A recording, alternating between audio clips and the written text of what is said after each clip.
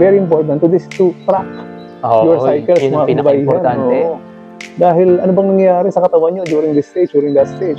Kapag po, mababa na yung progesterone hormone yung last week of your cycle, that means you need to nourish your body. You need to take care of your body. Listen to your body. Huwag nyo nang stressin palalo. Actually, sa mga babae na 40 and above.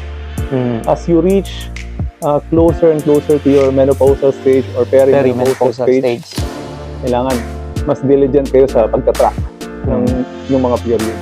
The more na they don't listen to their body, yung day 21, stress ka na, pero ano ka pa rin, lalo mo pa rin stress sa katawan mo, ganyan.